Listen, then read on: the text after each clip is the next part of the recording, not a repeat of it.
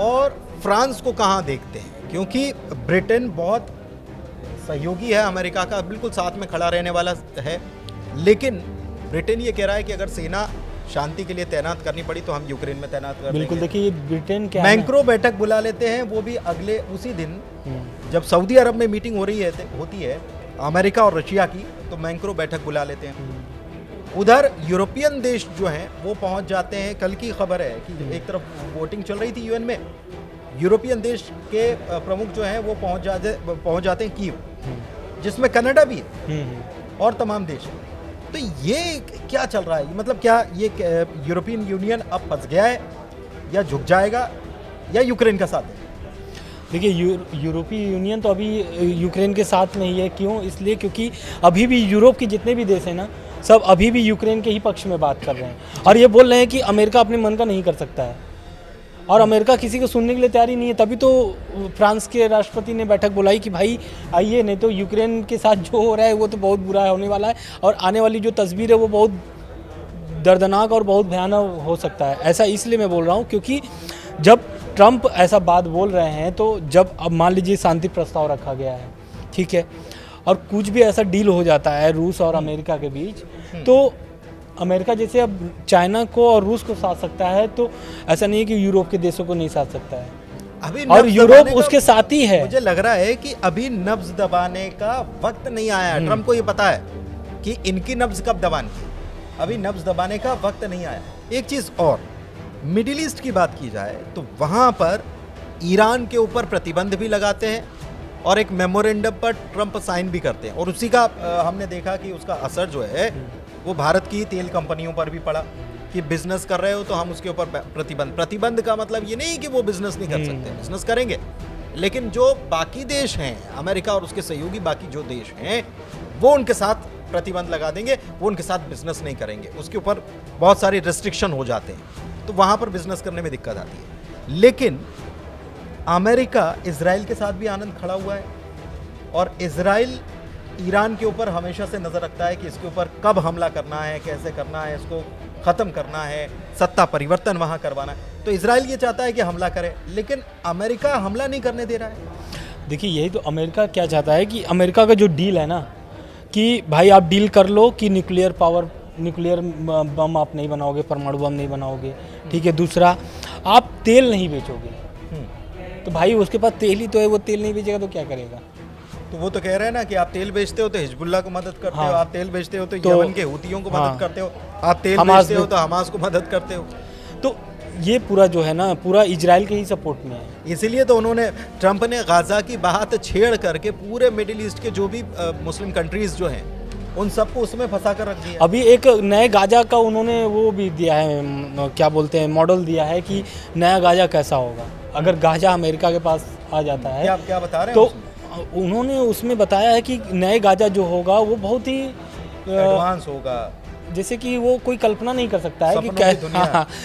दरअसल वहाँ पे 20 लाख लोग हैं, 20 लाख लोग हैं, और ट्रंप का कहना है कि जो लोग भी वहाँ पर है ना उनको दूसरे जगह शिफ्ट किया जाएगा, और नए गाजा मतलब गाजा को नए तरीके से डेवलप किया जाएगा। तो अब ये नए गाजा डेवलप होगा तो क्या खाली अमेरिका करेगा? सवाल यहाँ पे उठता है। क्यों? क्योंकि भाई अमेरिका इजराइल का दोस्त है, और इजराइल का गाजा पे हमेशा नजर रहता है। इजराइल ने तो कहाँ तक बता दिया कि बोले लेबनान भी हमारा है, ईरान तक बता दिया कि बोले ये तो हमारा ही इलाका था 5000 साल पहले, हम यहाँ पर पूरा हमारा शासन हुआ करता था। तो ये सत्तावादी सोच या ये साम्राज्य फैलाने वाली सोच जो है इजराइल की अभी भी बनी हुई है, और उसको सपोर्ट कर रहा है अमेरिका, या फिर अमेरिका खुल के अभी भी सपोर्ट कर रहा है इजराइल का, क्योंकि लेकिन हमला नहीं करने दे रहा, वो चाह रहा है कि डील हो जाए। अब आने के पहले ही तो पहले सीज फायर करा दिए थे ट्रंप ने, और वो सीज फायर अभी भी लागू है। भले उल्लंघन बीच बीच में ये लोग करते रहते हैं, ऐसा दावा हमास की तरफ से भी होता है और इजराइल की तरफ से भी होता है, लेकिन अब जो ट्रंप है ना, अब ये जो सीज फायर के ही बीच में, क्योंकि अभी देखिए पूरा उलझे हुए हैं रूस यूक्रेन को लेकर के, और रूस यूक्रेन ही एक ऐसा मुद्दा है उनके लिए जो पूरे देश को वो, मतलब पूरी दुनिया को वो साथ सकते हैं। नहीं, और एक चीज़ और है, दिलचस्प बात यह है कि मुझे ये ट्रंप का वो बयान याद आ रहा है जब उन्होंने कहा था कि हमास सारे बंधकों को अभी छोड़ दे, और अभी नहीं छोड़ता है, आज की तारीख में 12 बजे तक की उन्होंने डेडलाइन दी थी कि नहीं छोड़ता है तो फिर हमला कर देना चाहिए। लेकिन उन्हीं के प्रतिनिधि जो इस पूरे कॉन्फ्लिक्ट को संभालने के लिए बैठे हुए हैं, विटकॉफ कह रहे हैं कि अभी तो वो फर्स्ट फेज की जो डील हुई है उसके बाद सेकंड फेज की तरफ हम आगे बढ़ेंगे, उम्मीद जताते हैं। तो ये अमेरिका एक तरफ कहता है कि हमला कर दो, दूसरी तरफ कहता है कि नहीं बातचीत करो, अभी शांति रखो, अभी हमला नहीं करना है, शांति करो। कुल मिलाकर बिजनेस का खेल है, कुल मिलाकर के बिजनेस का खेल है। और जो भी वो समीकरण बनाए हुए हैं, हाँ, खर्चा नहीं करेगा। अब तो पहली बात कि जहाँ जहाँ वो खर्चा करता था वो सब पे रोक लगा दिया है, चाहे फिर वो आपका दक्षिण कोरिया हो, उत्तर कोरिया हो, या फिर आपका यूक्रेन हो, या फिर जो इजराइल को सपोर्ट किया जा रहा था। हालांकि इजराइल को लेकर के ऐसा कुछ आया नहीं है बयान, लेकिन कहीं ना कहीं उस पर भी नकेल कस सकते हैं ट्रम्प। इजराइल जो चाह रहा है वैसा पूरा तो ट्रम्प होने भी नहीं दे रहे हैं, नहीं होने दे रहे हैं, क्योंकि देखिए लगाम कस के रखे हुए हैं इजराइल, पूरा लगाम कस के रखे हुए हैं। और उनको पता है कि जब रूस चीन हमारे साथ आ जाएगा ना, और क्या बोलते हैं, रूस चीन आ जाएगा, एशिया के अगर दो देश आ जाते हैं तो कहीं ना कहीं दुनिया पर एक अलग छवि बनेगी ट्रम्प की, अलग तस्वीर बनेगी। तो इजराइल हमास वाला जो युद्ध है ना वो अपने आप खत्म हो जाएगा।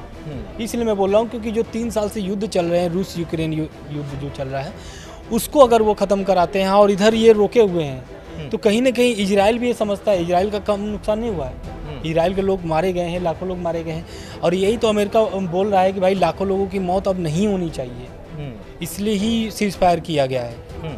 लेकिन अब बयान आता है किसका, नेतन्याहू का।